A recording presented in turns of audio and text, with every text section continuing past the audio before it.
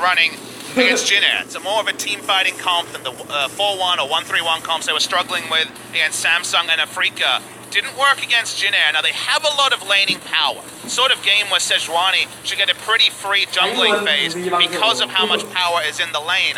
But this is not necessarily where the meta has been tending to post-Rift Rivals. A lot more updated meta, it feels like, on the side of Longzhu, specifically the Jarvan priority being higher. That can be an answer to these immobile carries.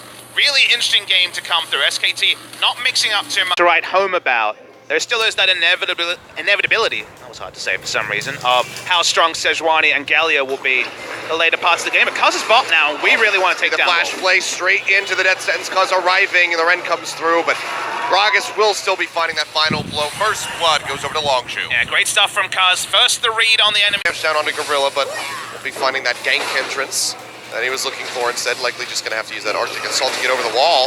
Wilson cast will come through. Hero's entrance from Fakers. That lockup does come down from that glacial prison, but now that's going to be that Lantern dragging him out. Hook not going to connect in onto Bang. TP being completed for Khan. Will arrive, throws down the Cataclysm, and Wolf will get locked into the pit, and he's going to die. Prey picks up his first kill.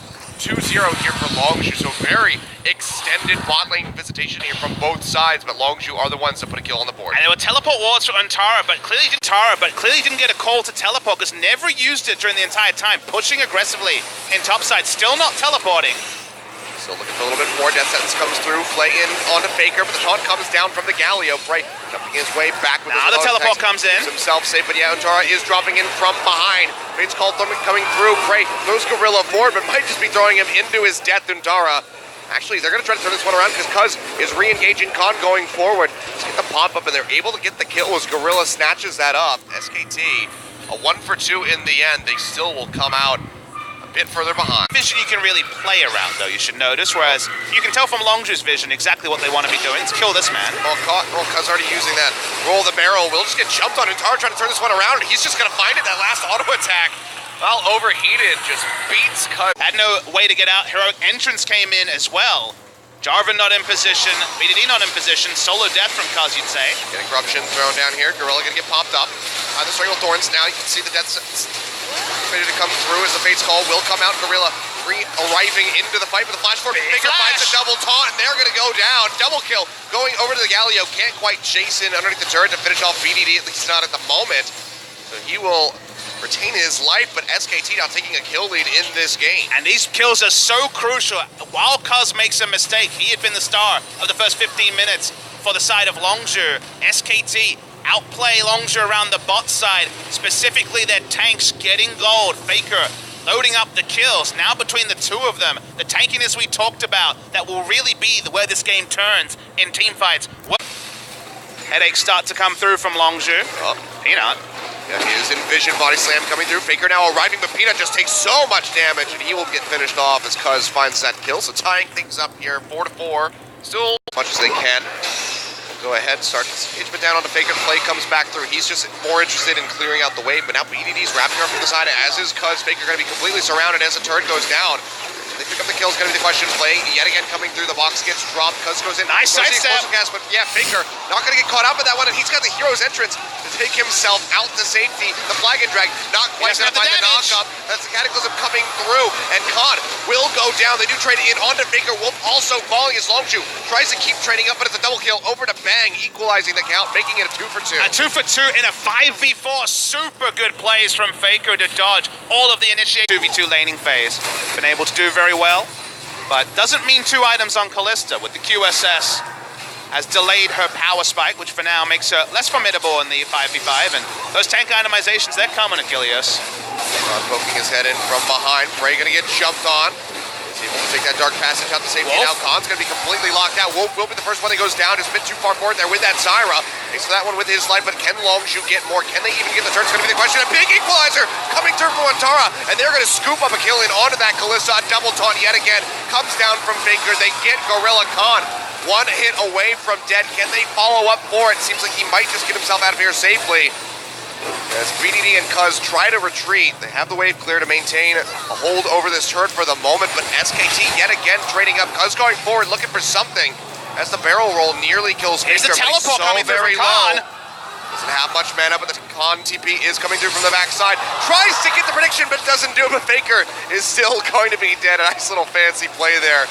The size up on the Justice Punch. Peanut will have that flash available. BDD, he is out for blood. As is Khan, they come over the wall. Can they get the hit? One more will do it, and BDD is able to get it through with the threaded volley. Wow, it was a really nice sidestep from Faker. It was still the right flag and drag because there was no exit path. If he was establishing that, no matter what. Exactly, it's the right decision. He's forcing them to juke into the Talia and is inevitable there. They get 2 kills on the outside. Nice teleport coming through from Khan. These fights are getting insane, but credit SKT.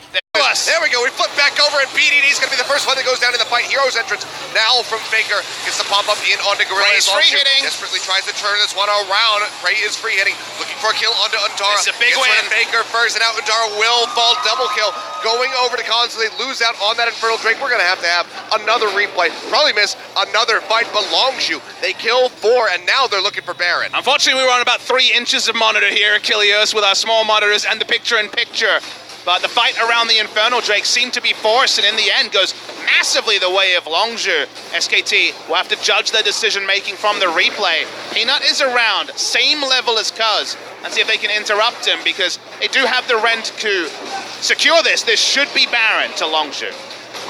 How much does he want to go for this one? Seems like it's a bit of a do or die moment. Has that blast cone ready to go if he wants to try to pop in to the pit. The death sentence comes through, and he is just going to surrender this one. Takes it out for a ride. The Rend is there to claim the Baron. So Longshu finally able to grow that gold lead that had stagnated for 20 minutes. All right, now let's find out how. So the big question, we saw Cuz come in, he didn't get it, and I was like, okay, this is going to back away. I was still focused on the replay. They go super hard opening onto Faker. Peanut initiates onto BDD, who is taken out, but the explosive cask is massive in the backline, and Prey, with his QSS down, this time has no more threats to respect. Galio walking away, Untara walking away. This is what Kalista can do in an early fight. If she gets free targeting, she is a... So what you're saying is nerf Talia. Yes, absolutely. But I mean, she's cool, so yeah. At least she's a fun champion in the meta. Kalista walking up for now. Very deep teleport. Yeah, Khan coming in from behind. Explosive cast comes through, separates a bit of the SKT squad here. Bang's going to be the first one that gets jumped on. Flag and drag coming through. The pop-ups are there, and Khan will be able to claim the kill, and now it's just going to be all spilling over in favor of Longzhu. Prey firing away, trying to get that chase down in onto Wolf. Will let him escape with his life for the moment, but everybody else on SKT will not be able to say the same. That final kill there, the 4th one picked up for BDD, and that could just be the end of the game right here. And the Gragas is the champion that is allowing the Kalista to do damage because you think, okay, there's a formation. How are we ever going to get past the Galio and the Sejuani? The cask scatters everyone, and suddenly there is target acquisition. Suddenly, Wolf and Bang are often going down first in fights. They're going to take down an inhibitor, and we're looking like it's going to be that 8 in a row, Achilles. Certainly does seem like it. Bang getting ready to respawn, but can he do anything to try to stop this? No ultimates, no summoner spells available here for the Varus. It's just he and Wolf versus the world. Members of Longshu are rather low, but now that Nexus is exposed, Wolf with no ultimate, they'll just jump straight in onto Bang, almost take him down, but they say, you know what?